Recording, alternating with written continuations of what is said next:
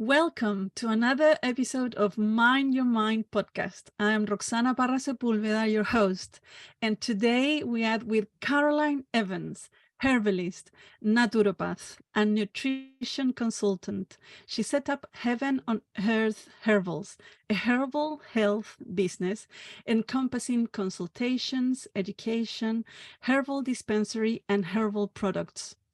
Caroline works with potent herbal products to assist her patients to achieve optimum health and awareness both physically and mentally. Her work with clients has proved her how unique we are and how important it is to work with people individually to obtain optimum health. Caroline chose to do this by setting about growing over 20,000 herbs in a small village in the Mediterranean to learn about the herbs and how they interact with their environment. With her new herbal practical knowledge, she went about training as a professional herbalist and traveled to London, where she put all her learned knowledge directly into practice at the Herb Garden. Caroline understands the herb not just from a chemical constituent basis, but from directly interacting with its plant spirit, spending time growing the herbs and medicine making. Caroline, I'm so grateful for you being here today. And I'm fascinated about the fact that you will be sharing with us the knowledge that is so ancient, no? A knowledge that just not everybody is aware of, and it can be so incredibly useful because it's there right at our fingertips. So welcome, Caroline. Thank you, Roxana. Really great to be here because I really support what you're doing. And we know that herbal medicine is really old, and but it's a medicine that we all can tap into. You know, it's so important for us to work with what's around us. Yeah, absolutely. And what motivated you to get involved into this world of the herbs and plants and medicine?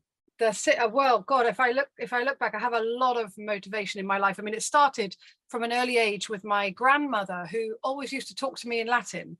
I mean, really, like, she would talk about all the Latin names and everything. She was really very into the herbs. And I know her mother was quite the medicine maker of sorts. She used to do this thing called phrenology, where they'd check what's going on with you by touching your head. It was quite amazing. So that was one inspiration, and also my own mother and my other grandmother. There was a lot of using the plants when I was younger. A lot of people really in my family were very much connected with the plants. We were a farming family of origin, you know, farming and, you know, working class. They live off the land. That's what they do. And so by living off the land, you get attuned to the land.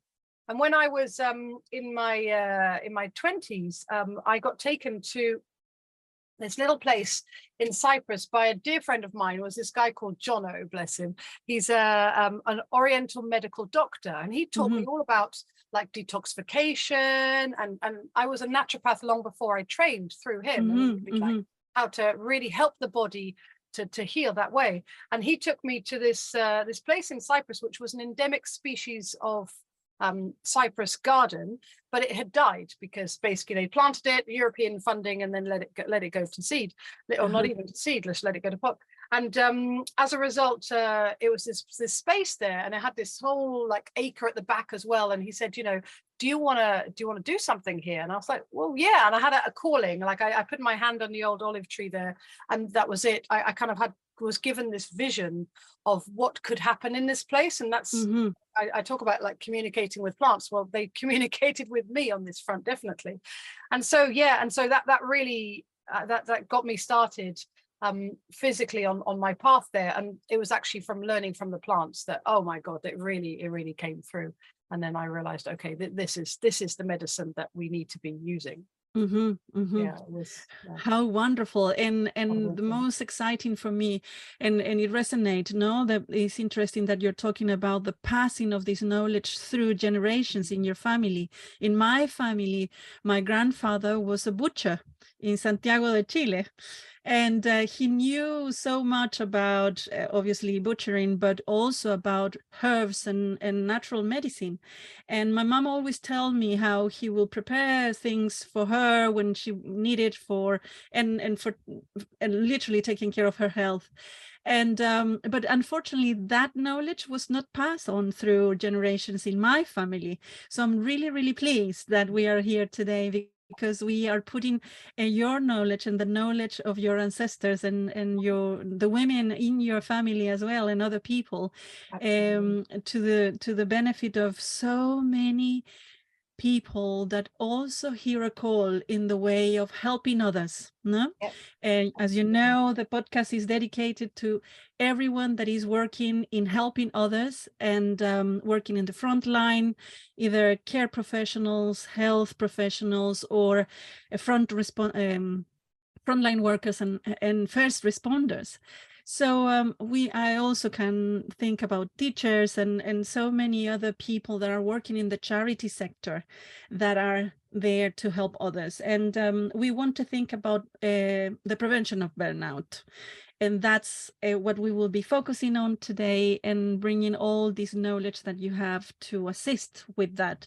So how would you say that nature can assist that reduction? Because what we know is that stress, when it is chronic and it is persistent, can be quite damaging for our body and the functioning of our system, right? So my first question for you is how nature then can assist us in the reduction of the impact of that continuous fight and flight reaction that we are in when we are dealing with highly stressful situations every day. Absolutely. Well, yeah, nature, as far as I'm concerned, is the cure to that, purely because we've become so far removed from nature. And I think that therein lies most of the problem.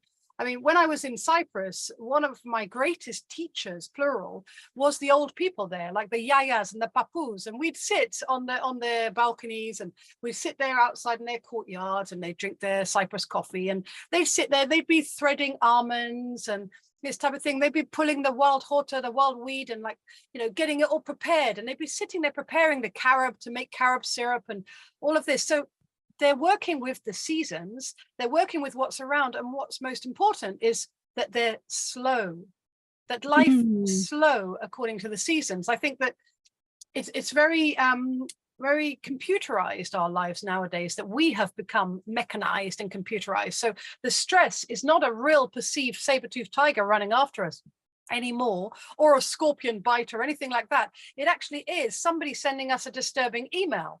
You know what I mean? Yeah. It's like, or what's just said on the news about something that's happening, 12,000 miles away. It's not a real threat to our bodies. That's the thing. It's not actually like somebody's about to hurt you. It's not that anymore.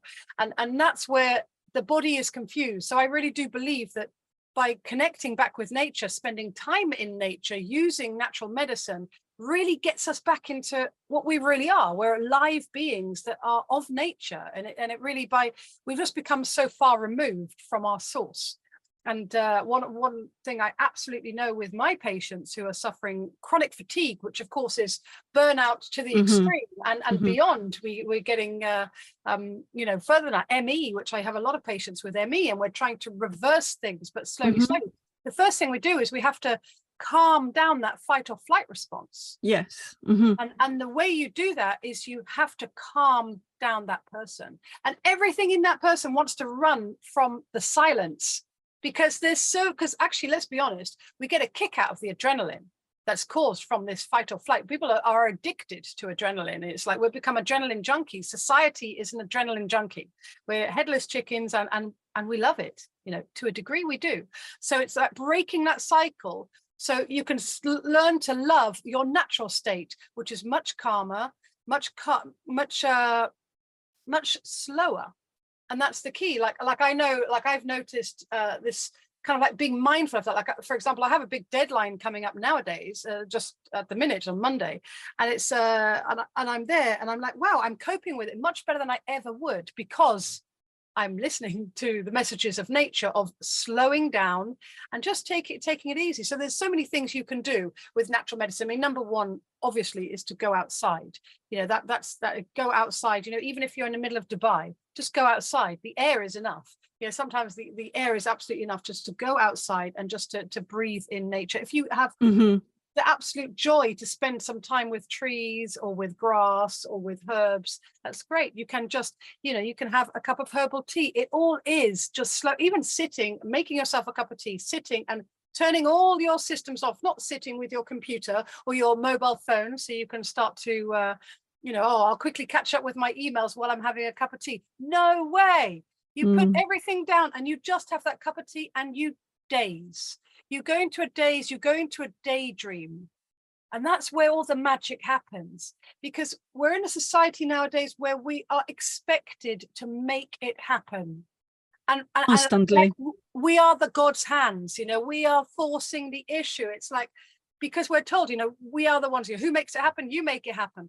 Actually, it's in the silence that it all happens. It's in the stillness that it all happens. You know, nature doesn't go, hey, I'm here. Suddenly the leaves have unfurled on the trees and the blossom is there. It doesn't have a big announcement or like force itself into it just does it. And that's maybe the key, is that we are, we've been very much manipulated into feeling like we have to force things, that we have to answer to that call of that email and everything like that. So really the stillness, and that's where nature can really remind us. Spending any time with nature at all, as I learned from the old yayas and the papus in Cyprus, is just to sit and to be, and it all comes. It's not easy when you've got an inbox. But it's interesting what you're talking about, in the sense that it brings a lot of it resonates incredibly much with me, what you're saying, because there is something about the pace in which we live in, no? And definitely everything that is related to technology have helped us in certain ways, but also have created a way of relating that is to do with immediacy. Everything needs to be like yesterday, or no, is a now. And not only in terms of that instant gratification, but also with regards with that instant answering. You know, that people expect that immediate answer to an email, or everything needs to be done in a certain pace that has become normalized, and that creates stressful environments. And in that way, the stressful environment as well, in which many organizations are working in, has become more and more normalized, with little space, as you were saying, for that silence that will bring that element of restoration for our body, mind, and soul, really. And so it's something about that change of speed, changing gear, and how we can then adapt, no, to that change of gear, to go into a way of being in the world that is a little bit slower than normally. I notice that very much. Living in London, we are always in this frantic rhythm, right?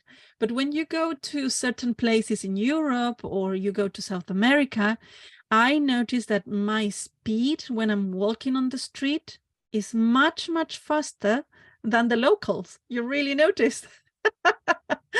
And you actually have to be, okay, and that's always the exercise I need to be doing, you know. Okay, let me kind of walk a little bit slower here. And I especially noticed that when I was in Colombia, in Bogota, that because the altitude, you can really not walk much faster, because you you're breathless very quickly.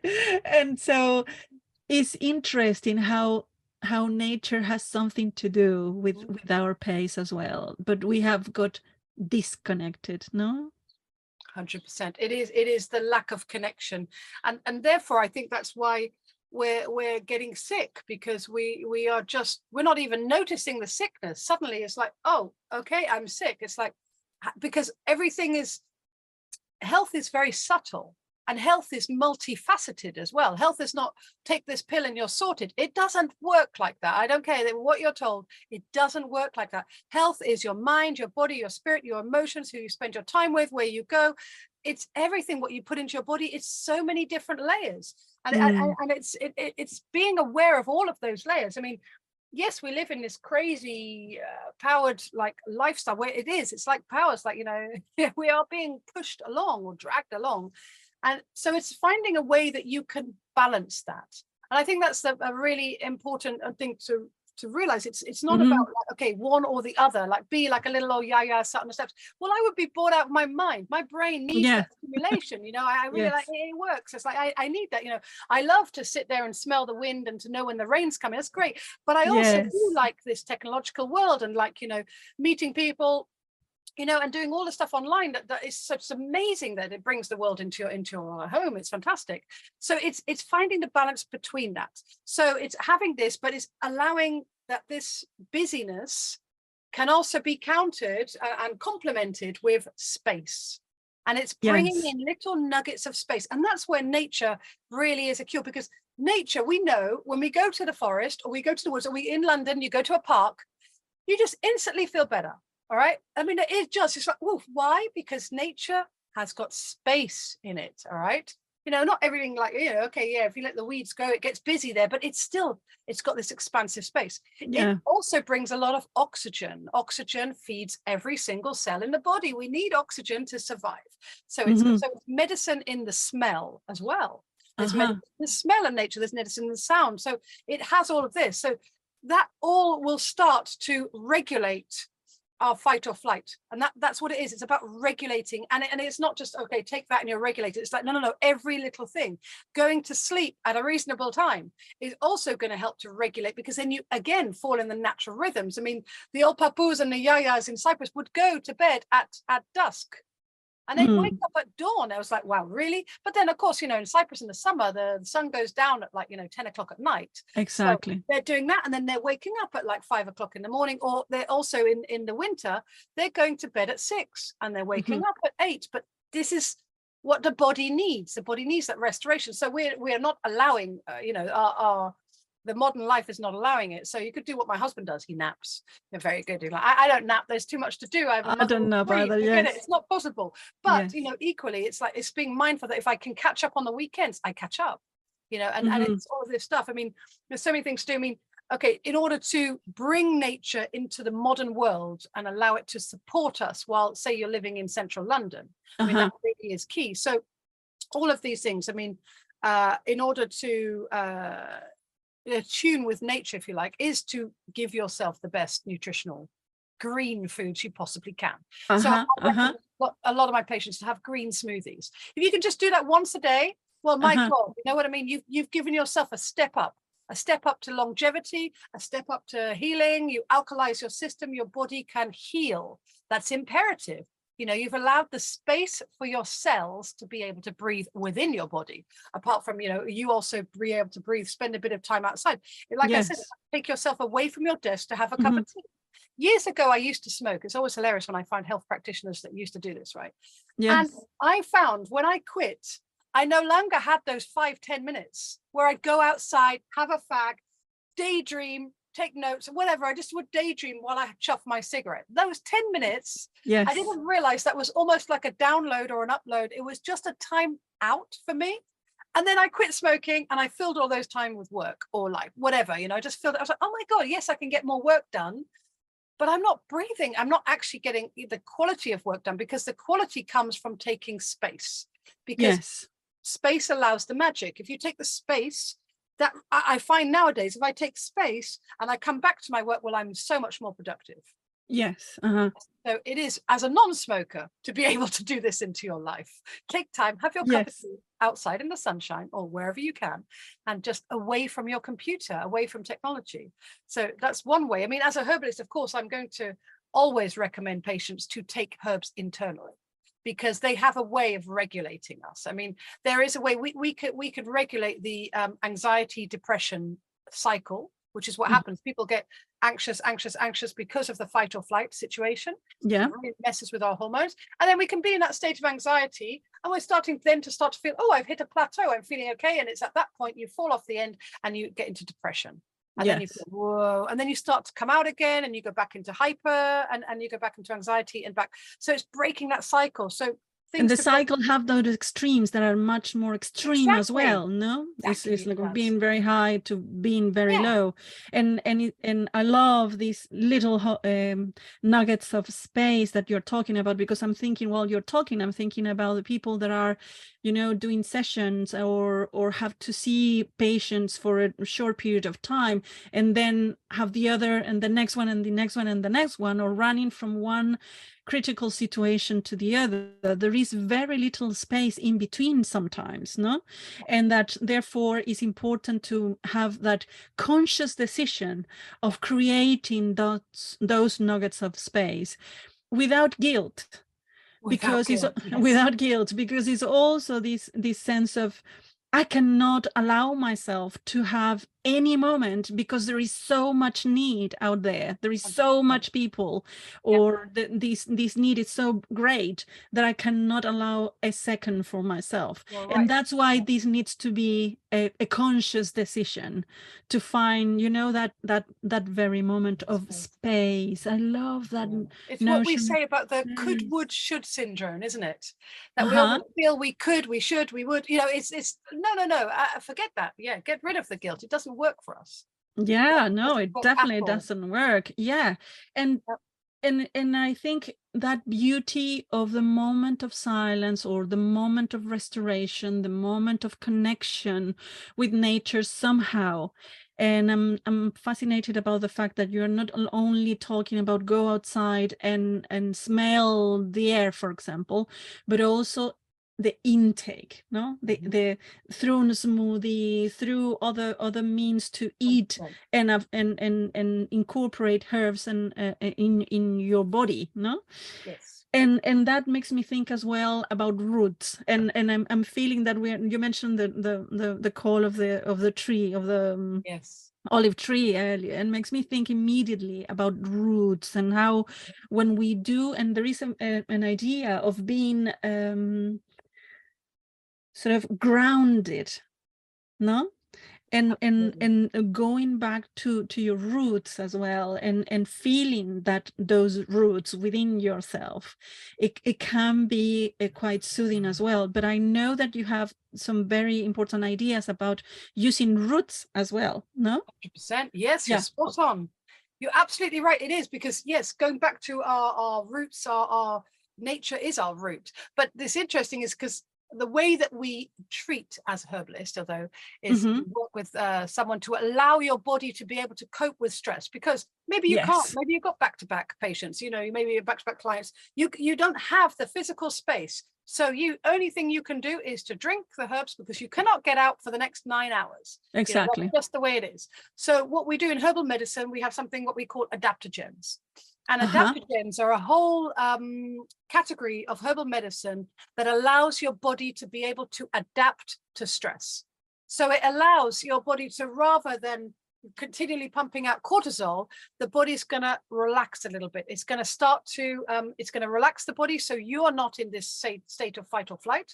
It starts to just bring it down a notch. And what's more is it helps your body to it kind of restores kidney and adrenal function while you're having a stressful situation. It's not going to be causing so much damage, because cortisol is incredibly damaging to the body. Yes. Aging, it's just, it's degrading for the entire system. So these adaptogens, a wonderful Indian version is ashwagandha. A lot of people will know ashwagandha is a wonderful herb. They are all roots, interestingly. They're all roots. So we've got ashwagandha. We've of course got ginseng roots. A lot of these, most of them are roots, and most of them are herbs from overseas. So for example, they're like Far Eastern medicine and Indian medicine. That's where we get rhodiolas, all of this. You know, they're not, if you like, British. They're not European. They are much further afield than that. However, we do have one in our closet in the UK, which has been given a little bit more limelight this year, and that is nettle seeds. which is quite Okay. interesting, the seed of the nettle. So nettle in its own right is a wonderful herb for you to take because it's a great restorative, but the Uh-huh. nettle seed is particularly for those who have prolonged periods of stress. It helps your body to adapt. So like I get my patients to drink that as a tea. I definitely get them to take ashwagandha every single day. These days, turmeric lattes are really fashionable. I love them myself with oat milk. I love it. So I will add in a teaspoon of ashwagandha powder in with that. And that really Uh-huh. helps to keep everything calm with me, so I don't get this hyper overwhelm anxiety state, which is so common to society these days. I mean, 90% of my patients before they come to me, that's what they're suffering with. They're suffering with overwhelm. So ashwagandha, I always say, is the herb of the moment because it really helps your body to deal with it. I As far as see. diet, we mentioned with smoothies before, you can even put ashwagandha in your smoothie. You could put ginseng in your smoothie. You can put all of these things in your smoothie. But also you can put the foods that are going to help to restore you. So they're really great foods that are going to help your body to heal and your body to be able to function and deal with this. And a lot of them are kind of like your bluey, ready vegetables and fruit. Uh-huh. So Uh-huh. that's really useful. So your beetroot, Mm-hmm. it's unbelievably amazing. Blueberries, I mean, just they're got to be part of your smoothie, right? Just unbelievable. Yes. Shove your blueberries in, and all those kind of like dark berries are really excellent for helping your body to restore and to build it and giving it the nutrients, because people who have prolonged periods of stress need a lot more than most people. It's Yeah. like we Uh-huh. think that it's okay to take one supplement. No bloody way. You know, forget buying from Holland and Barrett. You actually need to, be taking therapeutic doses, not Uh-huh. just what it says on the bottle, because people have got like just their body can't cope, like magnesium, for example. There's so Uh-huh. many things. Again, you can get that from food, so that's why chocolate is so important. But so Yes. all of them in chocolate, again, it's all herbs. We as herbalists, we Cacao. love the fact that it's all herbs. Cacao is great. Get to your local cacao ceremony as much as you can, or bring it into your diet. I get patients to have like nut and seed mix and mix little cacao nibs in there, so you're having that throughout the day to kind of, all of these little things help to balance you, because stress, what it does to the body is like I said, it's so much damage. It can predispose someone to diabetes, because how Yes. it messes up your blood sugar Mm. levels. It's Uh-huh. so many things. So getting a grip on your body's ability to deal with stress is absolutely imperative. Yeah, and it's about Yeah. I want to emphasize as well what you're Mm. saying. There is somehow, I think I see so much in so many different messages around that are around. There is this illusion of managing stress, like you will be able to eliminate the stress of your Not life, or possible. Not don't possible. have a stress in your life, which is completely impossible. Yeah. It's impossible. You go for a run, that's a stress on your body, and that's good for Exactly, you. exactly, So yeah, it's exactly. impossible. It's Your child all screams, it's a stress on your body. You can't stop that. You'd like to, but hey, no, not possible. yes. But the thing is that on one hand, we do need a level of stress to function, but at the same time, we can become stress resilient when we are working in very stressful environments, no? And that we know that secondary traumatization, for example, that mirroring of the symptoms that our clients that are surviving trauma can experience is a reality of the potential negative impact of the work that people helping people have, and so we are talking here about sort of different avenues to release these overwhelming feelings and help our body and our system to restore and become more resilient, no? Increase resilience and prevent that burnout that we want to avoid. And so the avenues, from what I'm hearing, from what we are saying, it will be eating different Absolutely. herbs and vegetables, the smoothies and all of that, connection with nature. What else is there more avenues Absolutely. that we can Oh, use? there's so many. Yeah, I mean, good nutrition is absolutely number one. Yes, the good So, and of nutrition. course, the irony is that stress will make you crave stimulants. Okay, so that's why it is important to kind of break this cycle, so we're not craving the sugars, the muffins, all this stuff, and the coffee. because Yes. coffee is an absolute no-no for people who have elevated stress. It's just going to keep you in that level. So I say to patients, you know, go for decaffeinated coffee. You know, Swiss water processed decaf is fine. You can live the extraordinary life in an ordinary way. It is possible to do that. Just change the ingredients. I love that. And also, you know, I mean, I like with me, I mean, I drink cacao and I mix it with chicory powder. Okay. Now, chicory is a great herb that helps your body to, it acts like caffeine, you know, it acts, but without that stimulating effect. It has a great detoxifying, supportive effect on your liver. So therefore it won't damage your adrenals. So it's also about putting in the good stuff, but also taking away the negative stuff, you know, the stuff that's causing detriment. So, you know, when like my patients will be craving like sugar because they're stressed, or they're craving that stimulant. So that's where I get them to have, like I said before, the nut and seed mix, to have that on a regular basis, just to help to balance the blood sugar levels. Then they're not going to be craving. So it's kind of like, you know, you're rewiring the body. Yes, the key. Other ways would be sleep. Like we said before, sleep is just imperative. It's a number one. Even that 1 hour, I mean, like I said, ideally we'd catch the angel train, which leaves at 11, and because that's the best. An hour before midnight is like worth 10 after, you know, so it's unbelievable. At the very least, you get there before 1 o'clock in order to not completely mess up your system. So if you are a night owl, try to get to sleep before 1, but ideally you get to sleep before 11.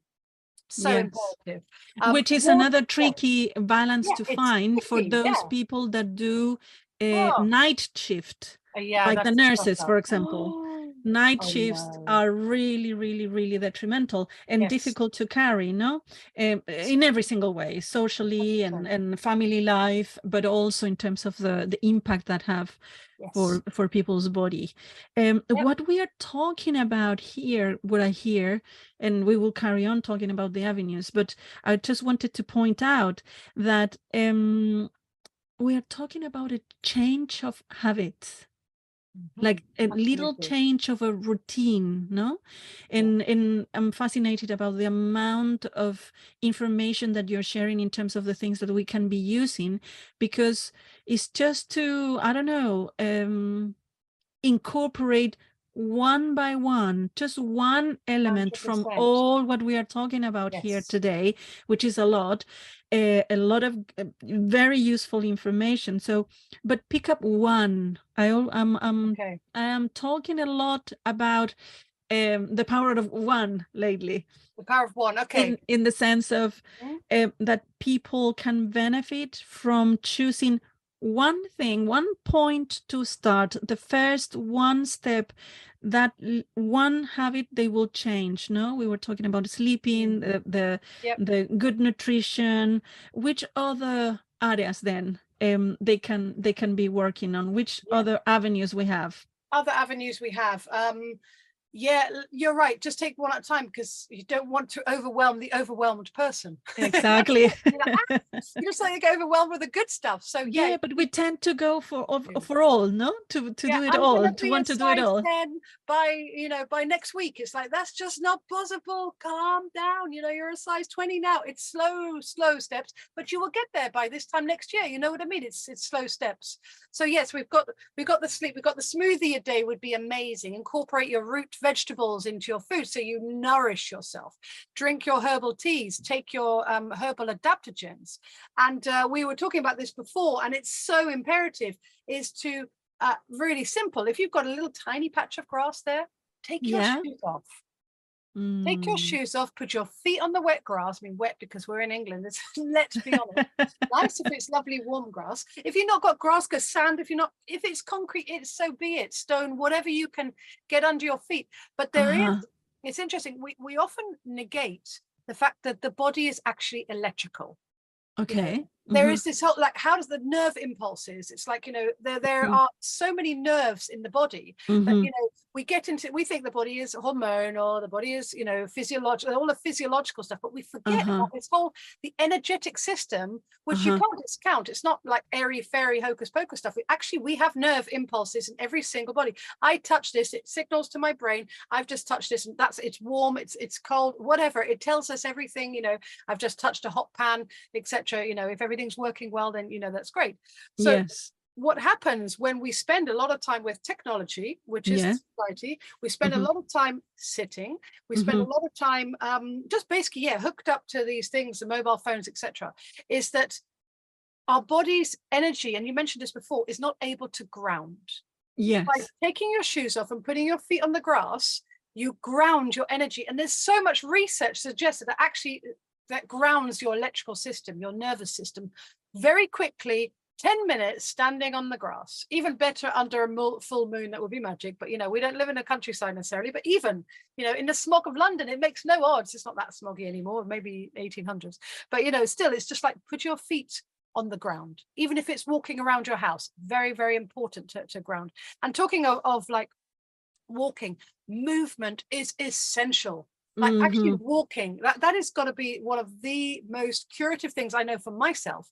Is going out for a walk in the park, in the woods, just even walking down the road. It does clear my mind. It does move my energy. And I know during the times of like lockdown, when it was so stressful for everybody, I would, me and a friend of ours, we would just get together and we would do these dancing together. And we would do like a dance, or we just put on music and we just do like our own dance together, and that movement shifts so much stress and brings your endorphins up, and it's amazing. I remember once seeing my my German Shepherd died a little while ago, a few years ago, and my cat at the time, she went over to when the German Shepherd died, she went, because she got put down, she went over to the German Shepherd, she smelt her, and then she walked away, and as she walked, she stopped for a minute and she shook her entire body from head to tail for a whole minute. It was maybe more than a minute. She just shook. And then after that, she went on her way. After that, she was fine. So animals know that releasing through movement is essential. That's, again, it's just moving the stuff out of us. We are very stagnant in society. We're like headless chickens. We're stagnant. We aren't this. That's another part of, like, human nature is moving, is getting, getting your hands dirty. It's like just like feeling the elements. It's all of this stuff, feeling the earth beneath our feet. It's all so many things you can do. And of course, take your herbs. Take your herbs. Definitely take your herbs. So I know I do that. It really, really helps. I mean, I might have here probably. I've always got loads of things here, but yeah, exactly. My adrenal tonic there, for example. So, for example, this is my version is ashwagandha I've got in here. I've got another licorice, so you can take your licorice sticks, chew a licorice stick. It's not the end of the world. That's a great adaptogen. Licorice is a fantastic adaptogen to take to help your body to deal. It doesn't have to be. So that's great for children, because let's be honest, children are also feeling the stress. Absolutely, yes. So licorice, if people like the taste of licorice, that's just amazing for them to take. So yeah, there's a lot of these different avenues, but yeah, I really do feel that we forget about the humanness of, like, we are human, we are life. Yes, that's the message, I suppose, of connecting with nature is not just connecting with the outside, it's connecting with our inside. Yes. We think we're all mind, we're not. We are not. We are body. We are a spirit in a body that happens to have a mind, but the mind is as you would say, psychology. It's the id, isn't it? Like the ego is being controlled, which is controlling you. Which is the horse. So really look after your horse. Look after your body, because this houses everything else. So it's really important that, you go outside. Like I noticed, like some parents, and I have been this parent too, you take your children to the park and you sit there and you catch up in your business on the mobile phone while they play. And then recently, it wasn't so long ago, I saw this mother, like so hot and sweaty, running after her kid. I was like, wow, she's running, and I thought, that is great. Because she's getting her exercise in, she's connecting with her child, she's really, her endorphins are going through the roof, and it's just great fun way of exercising. It's just wonderful. So connecting. And children don't need that much, like 5 minutes of chasing after them, and then they're happy. They get on out, go, leave me alone, mum, it's too much. But it's just important. You will have like increased your endorphins just through that movement alone. So yeah, there's so much. Yes, and we need to start to close the day, the episode of today. But before we close, I also wanted to ask you if you can give us some tips about how to start a herbal garden. Yes, I have experience in setting up a herb. Well, Yeah, actually, you do have I do have a plenty. lot of experience in setting up all those 20,000 herbs. Wow, was a journey. The best way is to get a pot, get some soil, and put some seeds in it, and start on a balcony, on a windowsill, in your kitchen, and start like that. Really Mm-hmm. start, and then you can transpose these into the garden. But start with that because it's accessible to everybody. Like Yes. we even, like with our kids, we like start them like with having little cress, and then we go into little basil seeds, and then so they're like, wow, so they learn to nurture them. And start with having it on your windowsill. Like hopefully everybody's got one sunny windowsill in their house. I know mine is my daughter's bedroom, so everything gets thrown there. Sorry, but it's So great. choose the window that has the Use the most window. sunshine. Yeah, and Okay. grow culinary herbs. Like, Rosemary, grow basil is fantastic. That's a really good and easy one to grow. Coriander, parsley, thyme. These are all so therapeutic. So then when you get a cough or a cold, you can snip some of your thyme. You can put it in a glass of hot water, and you can put some honey with it. And there you've got your cough and cold remedy just there. And that's just been grown by your fair hands on your windowsill. So it can be herbal medicine. Doesn't have to fantastic. be I have to go out with my scythe and off I go into the field with my foraging rucksack. Yes, it can look like that, but it doesn't have to look like that. It should be that, I always say that we should have a master herbalist in every town, but there should be a herbalist in every household. They really ought to. And that's an old herbalist that said that. And it's absolutely true. We should all become, and that's how simple it is. It's like using the medicine that you have in your kitchen cupboards, on your windowsills, etc. And taking these into your diet. Like, when you cook meats, there's no accident that we always traditionally cook with the rosemary, the thyme, the fennel, the sage, all this stuff, because all these flavonoid rich herbs, they help your body to digest fats. Therefore, they help your body to be able to I break up the see. meats.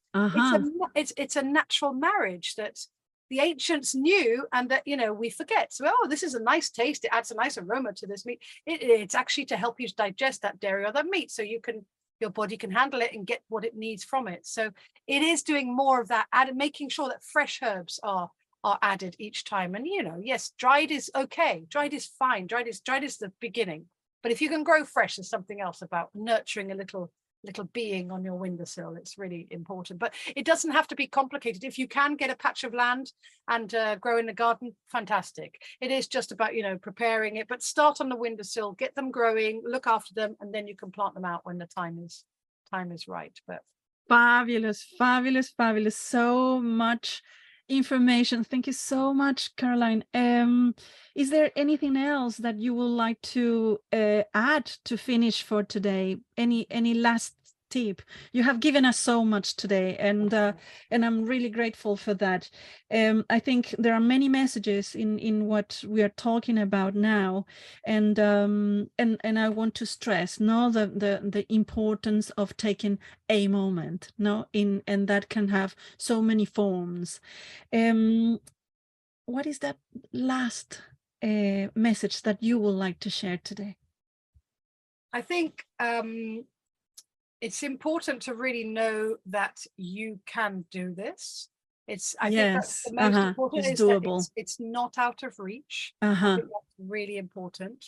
Yes. And to start with, I would take your shoes off, and I would go and find a patch of grass, and I'd just stand there and see how it feels.